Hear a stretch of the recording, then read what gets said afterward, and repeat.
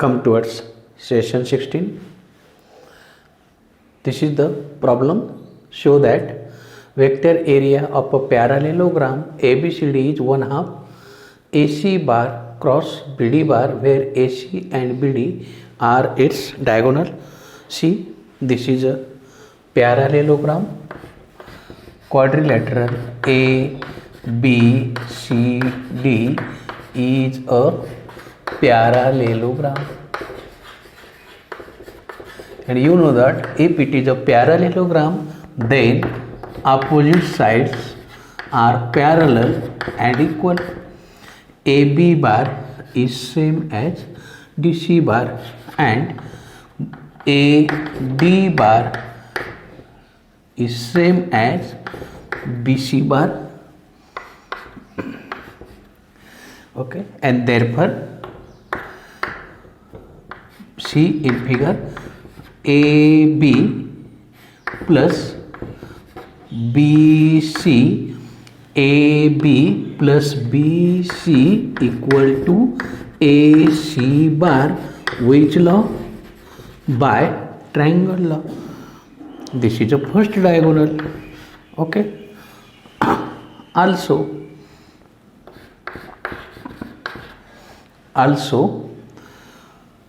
AB bar plus BD bar, AB bar plus BD bar equal to AD bar. It is also by triangle law, and therefore second diagonal BD bar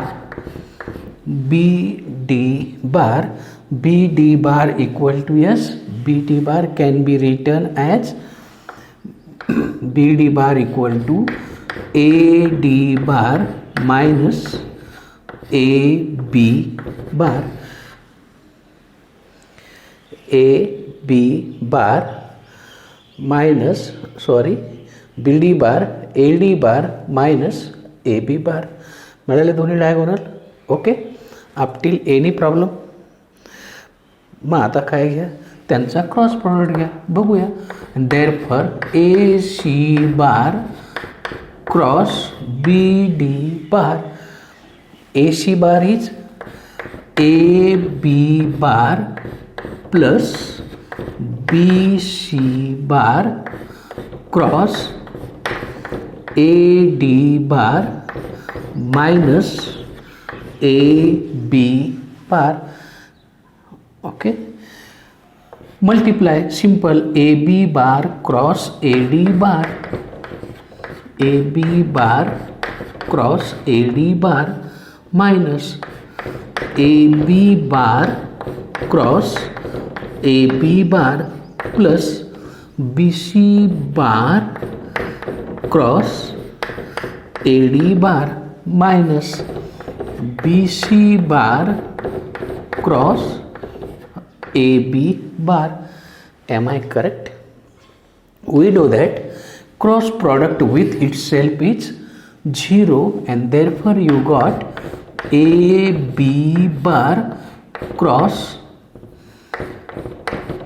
AD bar, AB bar cross AD bar. Okay, plus BC bar cross AD bar. Now this AD bar is same as BC bar. Okay, next step, then BC bar हा मायनसचा plus करायचा असेल तर आपण काय करू, यांच्यात order interchange करू. AB bar cross BC bar का A bar cross B bar is same as minus B bar cross A bar. Okay, here AB cross AD. ओके, या BC ऐवजी मी पण काय टाकू शकतो, दोन ठिकाणी इंटरचेंज करू शकतो. BC ऐवजी मी AD टाकला तर काय होईल बघा, if I replace BC by AD, then what I got, see here, AB cross AD plus BC cross AD bar equal to BC bar plus AB bar cross AD bar BC bar. Okay, AD is same as BC, म्हणजे मी इथं BC ऐवजी काय टाकू शकतो, AD टाकू शकतो. दोन ठिकाणी रिप्लेस केला मी. ओके, इथं आणि इथं रिप्लेस केल्यावर काय फायदा झाला माहिती आहे, हा स्वतःशी काय आला, 0 झाला. AB cross AD, AB cross AD 2 times AB cross AD. बघा ही कुणाची किंमत आली, AC bar cross BD bar equal to 2 times AB bar cross AD bar, आणि म्हणून AB bar cross AD bar equal to 1/2 AC bar cross BD bar. आणि AB cross AC काय आहे, AB क्रॉस AD ॲडजस्टंट साईडचा काय आहे, cross product आहे. आणि हाच म्हणजे काय आहे माहिती आहे ना, यालाच म्हणतो आपण vector area, vector area of a parallelogram and which is equal to 1/2 AC bar cross BD bar, आणि हेन्स द प्रॉब्लेम.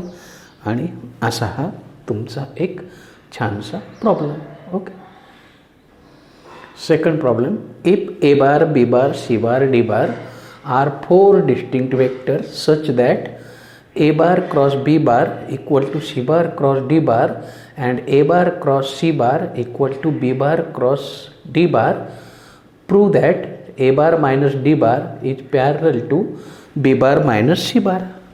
हे दोन्ही वेक्टर पॅरलल दाखवायचे आहे. काय काय दिलेलं आहे बघा, since A bar cross B bar equal to C bar cross D bar and A bar cross C bar equal to B bar cross D bar, this part is given to you, call it as a 1.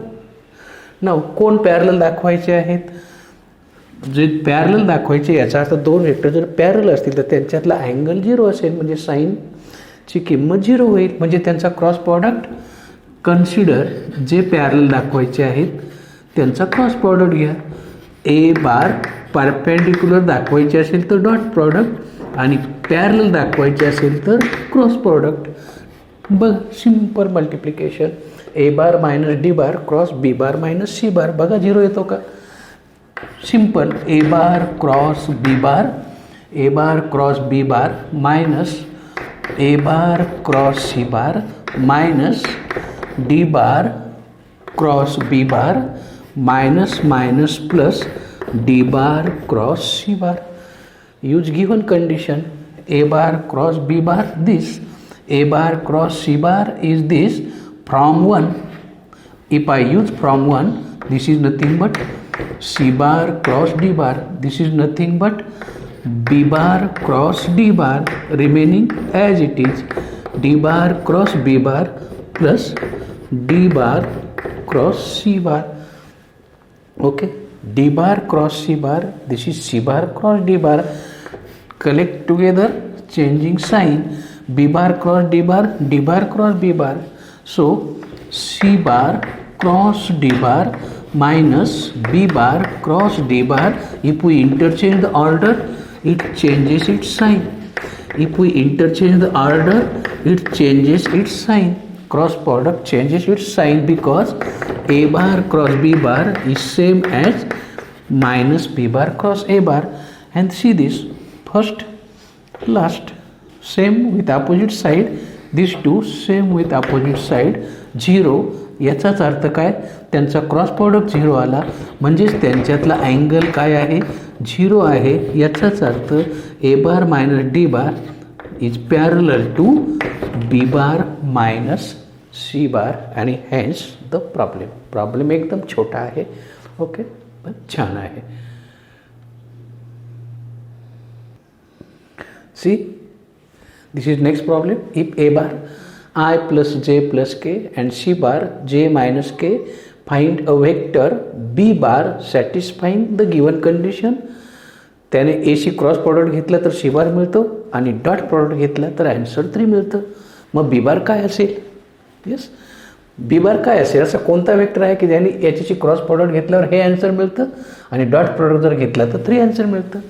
मग late से B bar माहीत नाही x1i plus xi plus yj plus zk, समजा हा B bar आहे.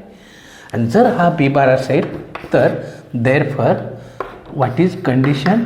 A bar cross B bar equal to C bar gives. A bar cross B bar कसा घेतो आपण? I जे के. ए बारचे कोइफिशियंट 1 1 1, बी बारचे आय जे केचे कोइफिशियंट एक्स वाय झेड आणि equal to C bar j cap minus k cap. Simplify z minus y z minus y into i cap minus z minus x into j cap plus y minus x into k cap equal to j minus k. Bye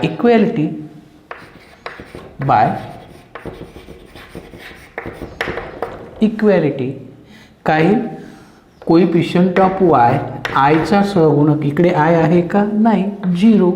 त्याच्यापासून काय मिळाला? Y equal to Z, पहिला concept. Minus z minus x, हा मायनसमध्ये घेतला तर x minus Z आणि इकडचा जेचा कोइफिशियंट काय आहे? 1 आहे. बरोबर आहे. हा तुमचा दुसरा इक्वेशन. अँड तिसरा y minus x equal to minus 1, हा तुमचा तिसरा equation. Am I correct? Okay. मग या झेड इक्वल टू जर वाय टाकली तर when y equal to z then from two, 2 नंबरचं रूपांतर बघा. झेड ऐवजी वाय टाकायचं म्हटल्यावर काय होईल? X minus y equal to 1 आणि हा minus x plus y equal to minus 1. Am I correct? If I solve काय मिळेल? बरोबर आहे का?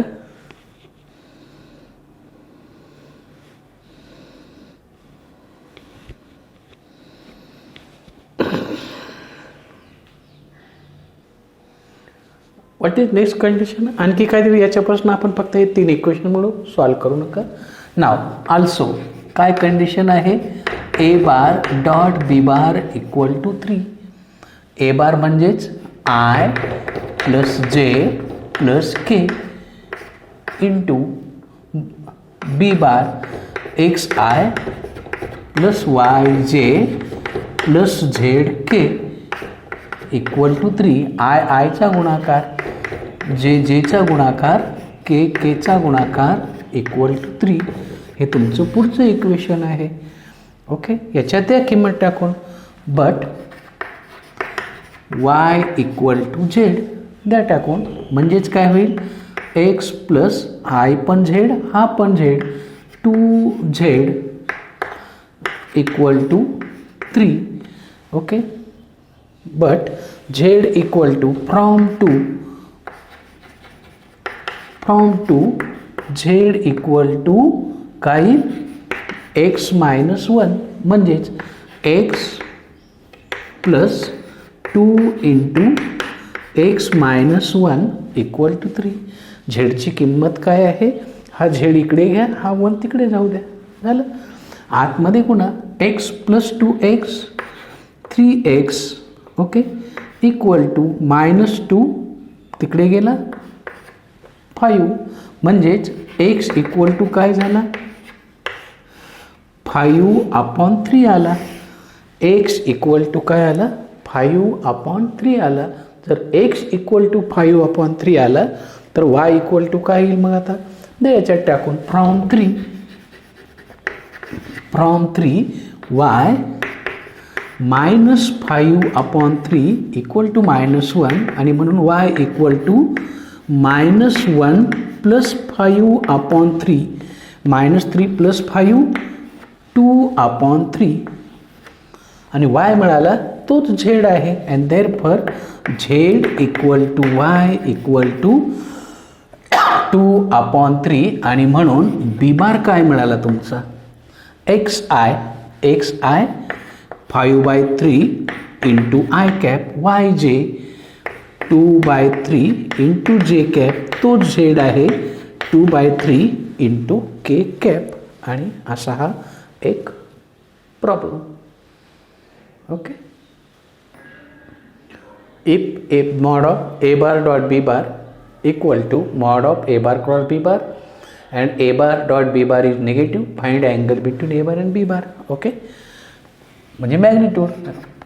मग इफ आपण जर अँगल घेतला theta is angle between a bar and b bar, then by definition of dot product a bar dot b bar काय आहे magnitude of a into magnitude of b into cos theta.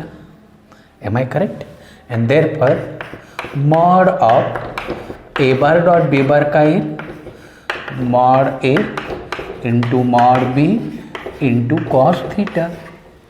Also by definition of cross product a bar cross b bar ची definition काय आहे magnitude of a magnitude of b is sin theta into n cap. If we take modulus, what happens? Magnitude घेतली तर हा आहे तसाच, हा आहे तसाच sine theta, because mod of n cap unit vector आहे 1 येईल. काय दिलेलं आहे but a bar dot b bar is same as mod of dot product equal to cross product. म्हणजेच काय magnitude of A into magnitude of B into cos theta is same as magnitude of A into magnitude of B into sin theta. Okay, that is equal to 1 equal to but A bar dot B bar काय दिलेला आहे हा part आहे. आता ही condition वापरू. ए bar dot b bar कसा आहे negative आहे, म्हणजे ही व्हॅल्यू निगेटिव्ह येते म्हणून minus cos theta equal to sine theta, म्हणजेच tan theta equal to -1 divide by cos theta. Tan theta काय आहे निगेटिव्ह आहे, याचा अर्थ कुठल्या क्वाड्रंटमध्ये आहे सेकंड क्वाड्रंटमध्ये आहे. आणि कोणत्या अँगलला किंमत 1 आहे π/4ला 1 आहे आणि म्हणून मग टॅन थीटा म्हणजेच काही सेकंड क्वाड्रंट पाय आणि मायनस कोणत्या अँगलला 1 किंमत आहे π/4 म्हणजेच काही टॅन 3π/4 आणि म्हणून by equality theta equal to काय आला 3π/4 आणि हे झालं तुमचं आन्सर. एकदम छान problem. Next problem prove by vector method that formula आहे sine alpha plus beta equal to sine alpha cos beta plus cos alpha sine beta. काय केलं consider a standard unit circle म्हणजे याचा अर्थ हा जर पॉईंट घेतला मी ए, तर याचं कोऑर्डिनेट काय येतील माहिती ना, एक्स ॲक्सिसवरचं 1,0 वाय ॲक्सिसवरचा. हा जर घेतला तर b 0 1. Okay, then take 2 points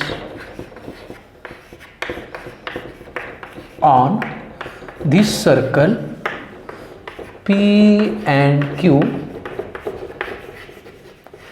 such that measure of angle QOX equal to XOQ equal to alpha and measure of angle XOP equal to beta, where this is a point P से हा जो angle आहे XOQ हा angle आहे alpha, पण हा angle कुठं आहे, downward आहे मायनस अल्फा. आणि हा XOP अँटी क्लॉकवाईज डायरेक्शन आहे, हा अँगल आहे बीटा. तर हा टोटल अँगल किती होईल, QOP कोणती डायरेक्शन आहे, and therefore measure of angle QOP equal to alpha plus beta because it is measured in anti-clockwise direction. Okay, याची रेडियस तुम्हाला दिलेली आहे 1. also OP equal to OQ equal to 1 and therefore सांगता का पीचे coordinates आठवतं तुम्हाला, रेडियस माहिती आहे, तुम्हाला अँगल माहिती आहे, r cos theta r sine theta, कुणाशी एक्स ॲक्सिसशी, म्हणजे आर म्हणजे 1 आहे. मग काय कॉस बीटा साइन बीटा हा पी मिळेल. अँड क्यू काय मिळेल, cos of minus alpha sine of minus alpha, म्हणजेच काय cos alpha minus sine alpha. and therefore OQ bar